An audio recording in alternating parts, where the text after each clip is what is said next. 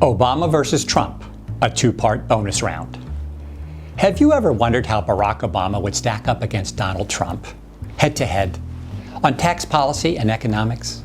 We can answer that question if we follow the evidence, because both presidents gave us an extra bonus round in the battle for the truth about supply-side economics, the Obama reversal and the Trump Rechallenge.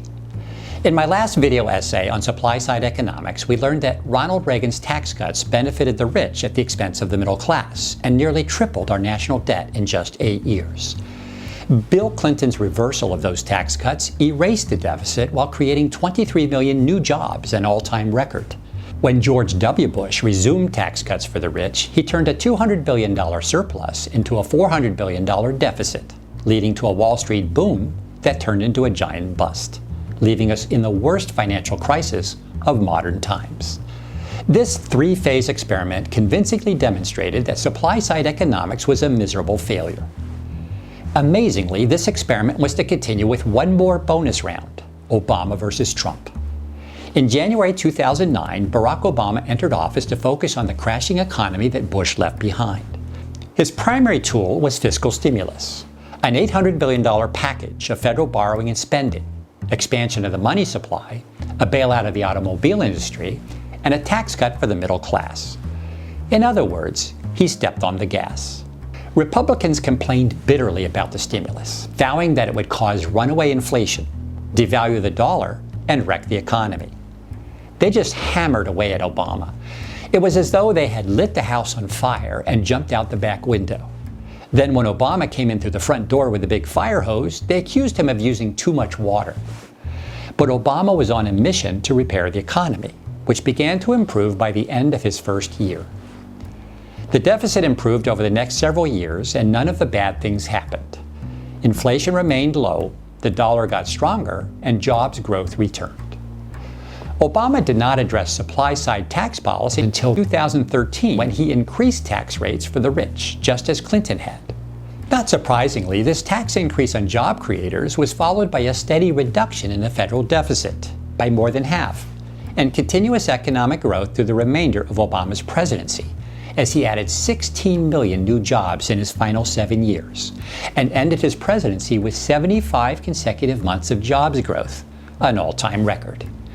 When we mark Obama's tax increase for the rich on our timeline, we do not see any harm to jobs growth, just an improvement in the deficit. Surely this was the end of supply-side economics. Guess again. In 2017, Donald Trump became president, and by the end of the year, he had done it again, by cutting taxes for the rich at a total cost of $2.3 trillion. For the full story on this maneuver, please see my video essay on the Trump tax cut. And once again, this was money we didn't have. We had to borrow every penny.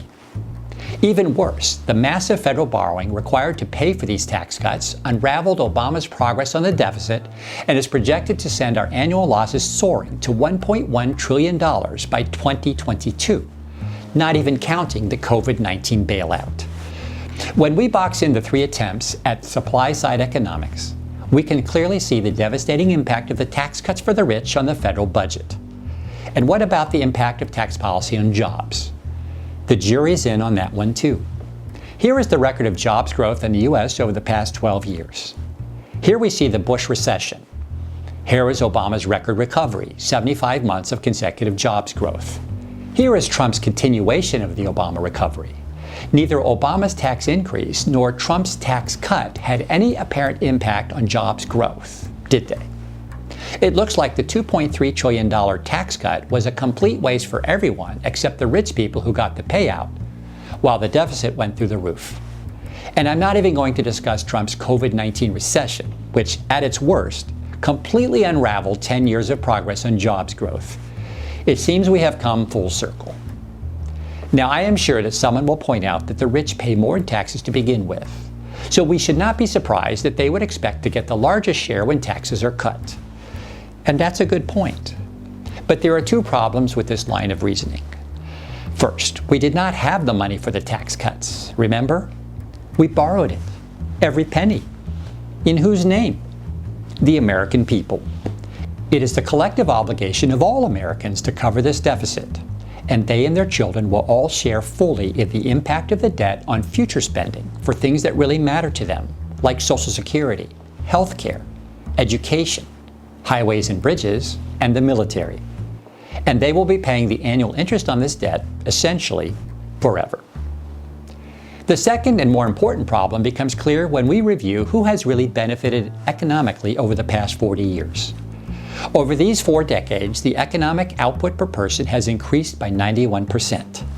In other words, the average output of each person has nearly doubled. Moreover, the number of people has increased, so the total GDP has grown even more. That's our economic pie, more than doubled in size.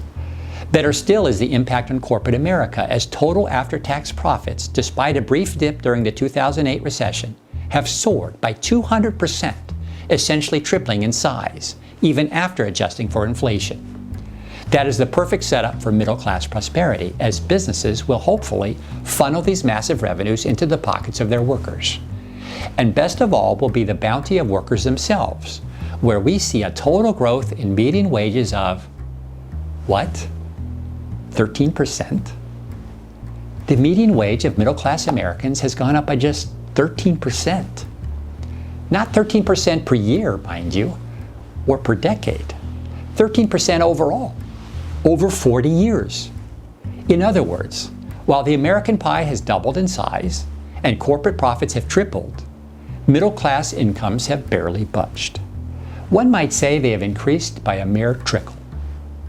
Over nearly 2 generations, middle-class Americans have gone exactly nowhere. No wonder they are so unhappy. To add insult to injury, the centerpiece of the tax cut of 2017 was a reduction in the corporate tax rate from 35% to 21%. Why?